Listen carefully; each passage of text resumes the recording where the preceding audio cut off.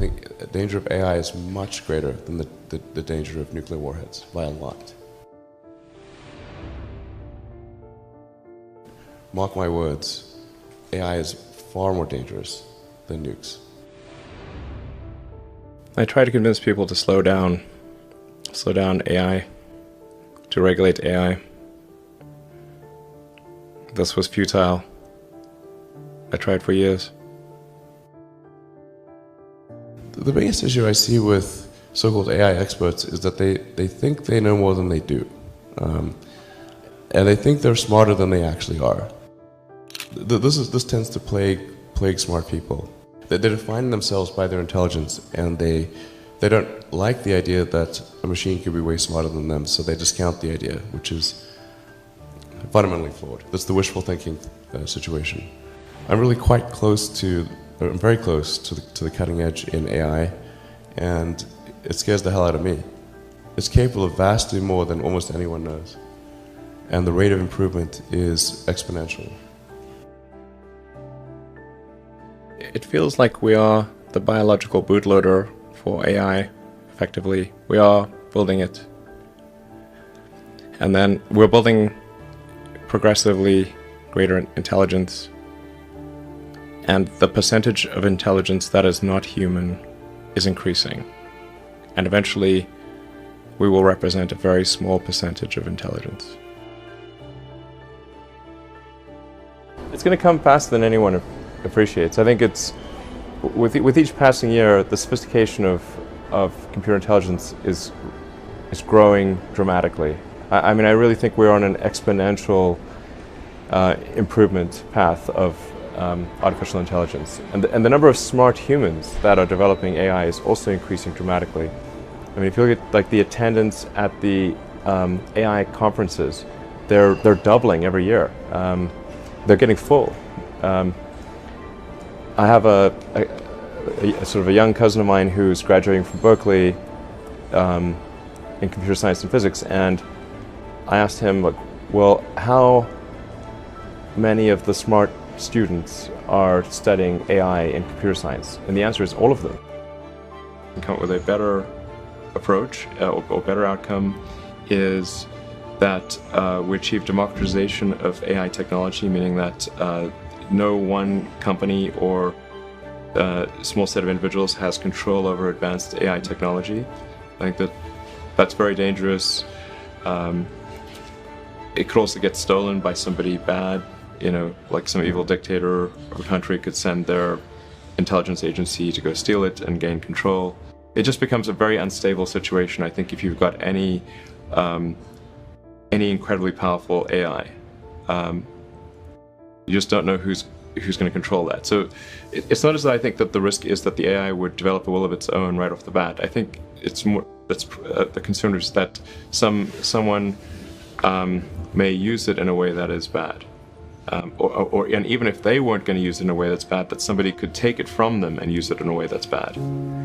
That I think is quite a big danger. We are, all of us already are cyborgs.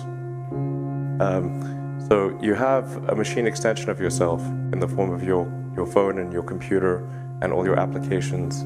You are already superhuman. But by far, you have more power, more capability than the President of the United States had 30 years ago. If you have an internet link, you have an oracle of wisdom. You can communicate to millions of people. You can communicate to the rest of Earth instantly. I mean, these are magical powers that didn't exist not that long ago. So everyone is already superhuman. Yeah, I just think the singularity is probably the right word, because we just don't know what's going to happen once there's intelligence substantially greater than that of a human brain. I mean, most of the movies and TV featuring AI, they don't describe it in quite the way it's likely to actually take place. But I think you just have to consider, like, even in the benign scenario where if AI is much smarter than a person, what do we do? Yeah. What job do we have? I have to say that when something is a danger to the public, then there needs to be some government agency, like regulators. The fact is, like, we've got regulators in, the aircraft industry, car industry, deal with them all the time, with drugs, food, and anything that's sort of a public risk. I think this has to fall into the category of a public risk. Usually there'll be some new technology. It will cause damage or death. There will be an outcry. There will be an investigation. Years will pass. There will be some sort of insight committee.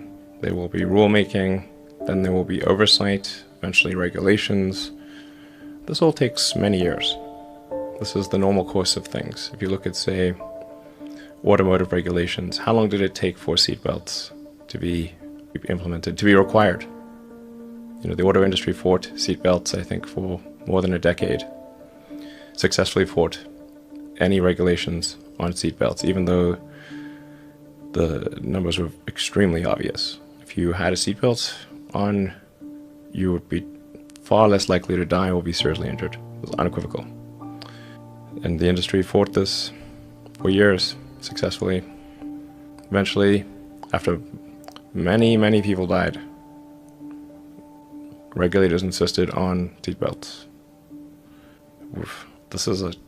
This time frame is not relevant to AI. You can't take 10 years from the point at which it's dangerous. It's too late. I'm not normally an advocate of regulation and oversight.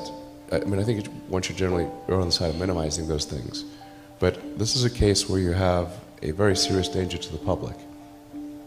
And so therefore there needs to be a public body that has insight and then oversight to confirm that everyone is developing AI safely.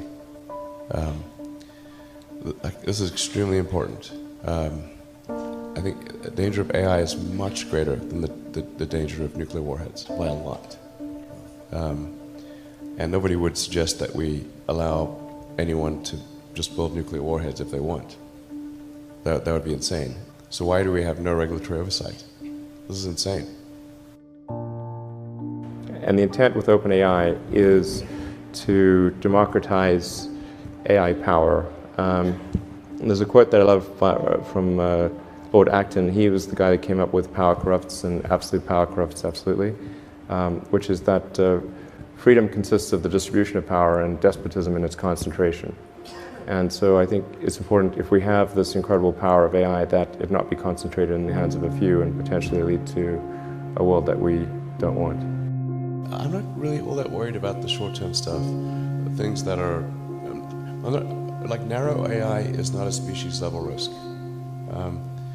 It will result in dislocation, in lost jobs, and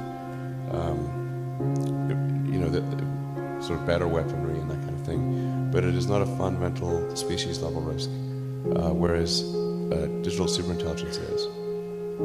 So it's really all about laying the groundwork to make sure that if humanity collectively decides that creating digital superintelligence is the right move, then we should do so very, very carefully. Very, very carefully. We're rapidly headed towards digital superintelligence that far exceeds any human. I think it's very obvious.